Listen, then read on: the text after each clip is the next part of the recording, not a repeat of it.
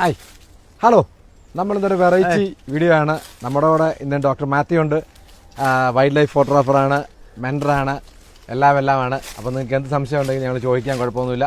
Wild ലൈഫായിട്ട് നമുക്ക് വലിയ connection ഒന്നുമില്ല. പുള്ളി കുറേ പ്രാവശ്യം വൈൽഡ് ലൈഫ് പോയിട്ടുള്ള ആളാണ്. അപ്പോൾ നമ്മൾ ഇത് കാട്ടിൽ നിന്ന് തന്നെ ഒരു ഷൂട്ട് ചെയ്യാമെന്ന് വിചാരിച്ചു. അത്ര വലിയ കാടൊന്നും അല്ലെങ്കിൽ ചെറിയ കാടാണ്.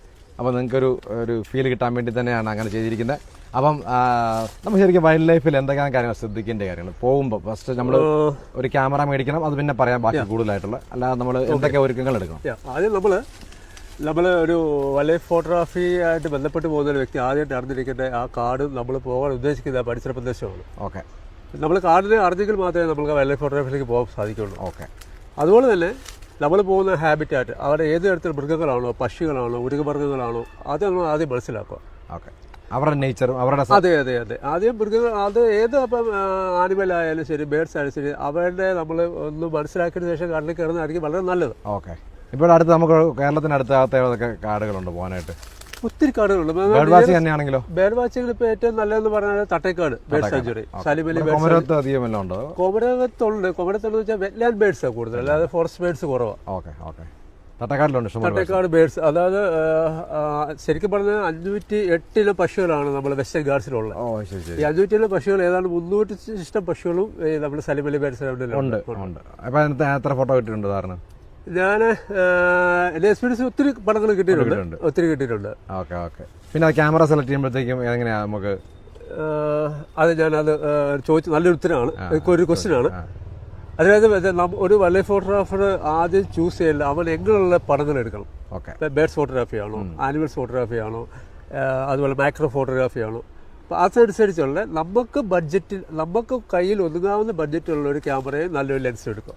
അതനുസരിച്ച് നമ്മുടെ ആണെങ്കിൽ ഇപ്പോൾ ഒരു 70,000 രൂപയ്ക്ക് ഒരു വൈൽഡ് ലൈഫ് ഫോട്ടോഗ്രാഫി ചെയ്യാനുള്ള ക്യാമറ ലെൻസുകളും അവൈലബിൾ ആണ്.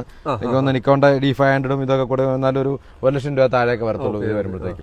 അപ്പോൾ അങ്ങനത്തെ വേണമെങ്കിൽ നിങ്ങൾക്ക് വേണമെങ്കിൽ ചോദിച്ചാൽ മതി, ഞാൻ പറഞ്ഞു മാത്രമേ ഉള്ളൂ. അപ്പോൾ ഇങ്ങനത്തെ ലെൻസുകളുടെ ഗുണമെന്ന് വെച്ചാൽ നമുക്ക് ട്രാവലിംഗ് പർപ്പസ് ഏറ്റവും നല്ല. നമുക്ക് ഇപ്പോൾ ബൈക്ക് യാത്ര ചെയ്യുന്ന ആൾക്കാരുണ്ട്. അപ്പം അങ്ങനെയുള്ളവർക്ക് ഇത് കൊണ്ടു നടക്കാനായിട്ട് ഭയങ്കര എളുപ്പമാണ്. എല്ലാ കിറ്റുകളും കൊണ്ടുപോകേണ്ട ആവശ്യമില്ല. അപ്പോൾ ഇതിലിപ്പം 600 ആണെന്ന് തോന്നുന്നു, 150-600. ഈ 600 ഒരു ലെൻസ് ഉണ്ടെന്നുണ്ടെങ്കിൽ നമുക്ക് ഒരുപാട് എല്ലാം നമുക്ക് എടുക്കാം. ബേർഡ്സ് ആയാലും അല്ലെങ്കിൽ എന്തായാലും നമുക്ക് എടുക്കാൻ സാധിക്കും. പിന്നെ നമ്മൾ കാട്ടിൽ പോകുമ്പോൾ എത്ര ദിവസം വേണ്ടി വരും? ഡിപ്പെൻഡ്. നമ്മളെ സാമ്പത്തിക 3 ദിവസമൊക്കെ ഉണ്ടെങ്കിൽ 3 ദിവസമൊക്കെ വേണമെന്നുണ്ടെങ്കിൽ അത്യാവശ്യം മതിയായിരിക്കും. ആ 3 ദിവസമെങ്കിലും നമ്മൾ നിന്നാലേ നമുക്ക് എന്തെങ്കിലും കുറച്ച് പടങ്ങൾ കിട്ടുള്ളൂ. ഇല്ല, ഈ ഒരു ടൈം എന്ന് വെച്ചാൽ ഇപ്പം നമുക്കറിയാം ഡ്രൈ ആയിട്ട് കിടക്കുന്ന ടൈം. ഈ സമയം നമുക്ക് പോയതുകൊണ്ട് നമുക്ക് സൈറ്റുകളൊന്നും ഇങ്ങനെ കിട്ടാൻ സാധ്യതയില്ല. ഫെബ്രുവരി ടൈമാണ്. ഇല്ലേ, ഒരു മെയ്, ജൂൺ, ജൂലൈ ആ സമയത്താണ് ആനിമൽ സൈറ്റിങ്സ് കൂടുതലായിട്ട് കിട്ടും. ഈ അറ്റാക്സ് എങ്ങനെ നമ്മൾ നോക്കി ആനിമൽസ് ഒക്കെ അറ്റാക്ക് ചെയ്യാൻ വരുമ്പോൾ ഫോട്ടോ എടുത്തോണ്ടിരിക്കുമ്പോൾ ചിലപ്പം എല്ലാ ഒരു എക്സ്പീരിയൻസിൽ ഇതുമായിട്ടും അങ്ങനെ അറ്റാക്ക് ഉണ്ടായിട്ടില്ല. സൂം ലെൻസ് ഉള്ളതുകൊണ്ട് ദൂരെ മാറി അതല്ല, നമ്മളിപ്പം ഒരു എലിഫന്റിന്റെ ഒരു രീതി എന്ന് വെച്ചാൽ 3 തരത്തിലാണ് ചാർജ് ചെയ്യുന്നത്. അവൻ ആ 3 തരത്തിലുള്ള നമ്മുടെ ശാരീരിക ചേഷ്ടകൾ കാണിക്കും. അപ്പൊ ഇത് നമ്മൾ കുറച്ച് അറിയാമെങ്കിൽ നമുക്ക് ഇതിനകത്തൊന്ന് സേവ് ആവാൻ പറ്റും. ഓക്കെ, അപ്പൊ പോകുമ്പോ എപ്പോഴും ഒരു എക്സ്പീരിയൻസ് ആളുടെ കൂടെ ആദ്യം പോയി കഴിഞ്ഞിട്ട് ശേഷം മാത്രമേ. ആദ്യം നിങ്ങൾ ക്യാമറ വാങ്ങിച്ചിട്ടൊന്നും പോലെ റെന്റൊക്കെ എടുത്തിട്ട് ആദ്യം പോവുക, അത് കഴിഞ്ഞിട്ട് പിന്നെ ഒഫീഷ്യലായിട്ട് ക്യാമറ സ്കാൻ ആണെങ്കിൽ ABA വന്ന് കാണുവാണെങ്കിൽ ഏത് ബഡ്ജറ്റിലുള്ള ക്യാമറ ലെൻസ് അവൈലബിൾ ആണ് അവിടെ. സാറേ നമ്മുടെ അടുത്ത് തന്നെയാണ്. എന്തെങ്കിലും ആവശ്യം ഉണ്ടെങ്കിൽ കുറെ നാളുകളായിട്ട് 2-3 വർഷങ്ങളായിട്ട് പ്ലാൻ ചെയ്യുന്നതാണ് ഇങ്ങനെ ഒരു ഷോട്ട് എടുക്കണം അല്ലെങ്കിൽ വീഡിയോ എടുക്കണം എന്നൊക്കെ പ്ലാൻ ചെയ്യുന്നത്. ഒത്തിരി പേർക്ക് വൈൽഡ് ലൈഫിനെ കുറിച്ച് നല്ല ആഗ്രഹമുണ്ട് അറിയാനായിട്ട്. ഇപ്പോൾ ഈ ബാങ്ക് ഉദ്യോഗസ്ഥർ അല്ലെങ്കിൽ ഉദ്യോഗസ്ഥന്മാരെല്ലാം ഇപ്പോൾ CMS കോളേജിലെ പ്രൊഫസർമാർ അങ്ങനെയുള്ളവരൊക്കെ ഒത്തിരി പേര് തന്നെ വൈൽഡ് ലൈഫ് ഒത്തിരി ഇഷ്ടപ്പെടുന്നവരുണ്ട്. അപ്പോൾ അങ്ങനെയുള്ളവർക്ക് പോകാനായിട്ട് ഭയങ്കര ഇൻട്രസ്റ്റ് ഉണ്ട്. അപ്പോൾ അതിനൊരു ഗൈഡൻസ് ഇല്ലാത്ത പ്രശ്നമാണ്.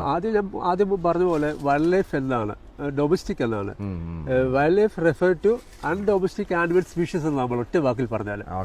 കാരണം അതുങ്ങളുടെ ഹാബിറ്റാറ്റ്, അതുങ്ങളുടെ ഷെൽട്ടർ, അതുങ്ങളുടെ ഫുഡ്, അതുങ്ങളുടെ കോൾഡോർ എന്ന് വെച്ചാൽ ഒരു സ്ഥലത്തു നിന്ന് വേറൊരിടത്തേക്ക് പോകാനുള്ള ഇടത്ത വഴി നമ്മൾ പറയാറില്ല. ഇതൊക്കെ അവർ തന്നെ തേടി പിടിക്കുക. ഡൊമസ്റ്റിക് എന്ന് പറഞ്ഞാൽ അങ്ങനെയല്ല, മനുഷ്യൻ ആനിമലെല്ലാം ഫുഡ് കൊടുക്കുന്നതും കെട്ടിയിടുന്നതും വളർത്തുന്നതും എല്ലാം. അപ്പൊ അത് ആദ്യം നമ്മൾ മനസ്സിലാക്കും. അതാണ് ശരിക്കും പറഞ്ഞ വൈൽഡ് ലൈഫ് എന്ന് പറഞ്ഞത്. അതായത് ഈ മുമ്പ് ഞാൻ പറഞ്ഞ പോലെ കാട്ടിൽ ജീവിക്കുന്ന വന്യജീവികളെന്നല്ല, എന്ത് തരത്തിലുള്ള ജീവികളും അത് വൈൽഡ് ആനിമൽസും ബേർഡ്സും മൃഗങ്ങളും ഒക്കെയാണ്. ഇപ്പം അത് സാറിന് ഷട്ടർ സ്പീഡൊക്കെ ഏതാ ഇടുന്നത് സാറിന് വൈൽഡ് ലൈഫിൽ ലൈറ്റ് അനുസരിച്ചിട്ടാണെങ്കിൽ പോലും? വൈൽഡ് ലൈഫിൽ ഷട്ടർ സ്പീഡ് നമ്മൾ ശരിക്കും പറഞ്ഞാൽ ഏർലി മോർണിംഗിലൊക്കെ ആണെന്നുണ്ടെങ്കിൽ നമുക്ക് ISO ഒന്നും ഒത്തിരി കൂട്ടിയുള്ള ആവശ്യം നല്ല ലൈറ്റ് ഫോറസ്റ്റിൽ നല്ല ലൈറ്റിങ് വരും. പിന്നെ ചില എവർഗ്രീൻ ഫോറസ്റ്റുകളുണ്ട്, അവിടെ ചെല്ലുമ്പോൾ മാത്രമേ ഉള്ളൂ നമുക്ക് ISO സെറ്റ് ചെയ്യണം, ഷട്ടർ സ്പീഡ് സെറ്റ് ചെയ്യണം. ഇപ്പല്ല നമുക്കൊന്നും പറയാൻ പറ്റില്ല. പിന്നെ എനിക്കൊന്നും ഇപ്പൊ എല്ലാവരും എടുക്കുന്ന വെച്ചാൽ മാനുവൽ ഫോട്ടോഗ്രാഫി അല്ല. കാരണം എന്നാൽ ഈ ഫ്ലൈറ്റ് ഒക്കെ എടുക്കുന്നുണ്ടെങ്കിൽ ഒന്നുകിൽ പ്രോഗ്രാമിലോ ഓട്ടോയിലൊക്കെ ഇട്ട് സാധനം എടുക്കാറ്. അങ്ങനെ കിട്ടും. ക്യാമറയെ കുറച്ച് എക്സ്പീരിയൻസ് ആവണം, ക്യാമറയെ കുറച്ച് പഠിക്കേണ്ട ആവശ്യമുണ്ട്. അപ്പോൾ ശരിക്കും പറഞ്ഞാൽ ഒരു വൈൽഡ് ലൈഫ് ഫോട്ടോഗ്രാഫിക്ക് പോകുന്നതിന് മുമ്പ് ജസ്റ്റ് ക്ലാസ്സുകളുണ്ട്, അതൊക്കെ അറ്റൻഡ് ചെയ്ത് കഴിഞ്ഞാൽ നിങ്ങൾക്ക് ഏകദേശം ഒരു ഐഡിയ കിട്ടും. പിന്നെ നമ്മളെ നാട്ടിൻ പുറത്തുള്ള അത്യാവശ്യം കിളികളെയും അതിന്റെ ഫ്ലൈയിങ്ങും ഒക്കെ എടുത്ത് പഠിച്ചു കഴിയുമ്പോഴത്തേക്കും കുറച്ച് എക്സ്പീരിയൻസ് പോകും. അത് കഴിയുമ്പോൾ ബാക്കി പ്രൊഫഷണലായിട്ട് പോകാം. ഇപ്പോഴത്തെ എന്നാ 1/3 പുതിയ A9 എന്ന് പറഞ്ഞ ക്യാമറയ്ക്ക് 128 സെക്കൻഡ്സ് 1 സെക്കൻഡിൽ 128 ഫ്രെയിം അടിക്കുന്ന റോളിംഗ് ഷട്ടറൊക്കെ ആയിട്ട് പുതിയ ക്യാമറ വന്നിരിക്കുന്നത്. അപ്പോൾ പിന്നെ ഒന്നും പേടിക്കില്ല, എതിലെ പോയാലും പറന്നു പോയാലും പടം കിട്ടും എന്നുള്ള ഉറപ്പാണ്. പിന്നെ ഈ പറഞ്ഞ പോലെ നമ്മളിത് വേറൊരു കാര്യങ്ങൾ പറഞ്ഞത് ഫ്ലോറ ആൻഡ് ഫൗണ എന്ന് പറഞ്ഞ 2 എണ്ണമുണ്ട്. ഫ്ലോറ എന്ന് പറഞ്ഞാൽ അവിടെ കാണുന്ന ഒരു പ്രദേശത്ത്, ഇപ്പൊ നമ്മൾ നിൽക്കുന്ന ഈ കാട്ടുപ്രദേശത്ത് കാണുന്ന സസ്യജാലങ്ങളെയാണ് ഫ്ലോറ എന്ന് പറയുന്നത്. ഫൗണ എന്ന് പറഞ്ഞു കഴിഞ്ഞാൽ നമ്മൾ നിൽക്കുന്ന ആ പ്രദേശത്ത് അല്ലെങ്കിൽ ആ ഉള്ള ജീവജാലങ്ങളെ. അപ്പൊ ഇതും നമ്മൾ അറിയില്ല. അപ്പൊ ചിലർ പറയാണ് ഞാൻ ഫ്ലോറ ഫോറസ്റ്റ് ആവട്ടോ, ഫ്ലോറ ഫോറസ്റ്റ്, ഇത് ചിലർ തപ്പ്, ഇത് എന്താണ് ഫ്ലോറ ഞാൻ ആദ്യം കേൾക്കോട്ടോ. ഫ്ലോറ എന്ന് പറഞ്ഞാല് അതായത് സസ്യജാലങ്ങൾ, പായൽ മുതൽ വലിയ കായ്കളും പുഷ്പങ്ങളും ഉണ്ടാകുന്ന സസ്യജാലങ്ങളും. മറ്റേന്ന് വെച്ചാൽ അവിടെ ഈ ആനിമൽസ് എന്നല്ല ജീവജാലങ്ങൾ, ജന്തുജാലങ്ങൾ. ഫ്ലോറയിൽ ആനിമൽസും ഉണ്ട്. ഫ്ലോറയിൽ എന്ന് വെച്ചാൽ നമ്മൾ ഇൻസെക്ട്സുകൾ ഒത്തിരി ഉണ്ടാവും, ബട്ടർഫ്ലൈസ്, അതുപോലെ ചെറിയ എട്ടുകാലി സ്പൈഡേഴ്സ്, അങ്ങനെയൊക്കെ കൂടുതലും ഫ്ലോറയിൽ കാണും. അപ്പം ചെറിയൊരു ഷോർട്ടായിട്ടൊരു വീഡിയോ ആണിത്. ഇതാണ് വൈൽഡ് ലൈഫിൻ്റെ ഒക്കെ ചെറിയൊരു കഥകൾ.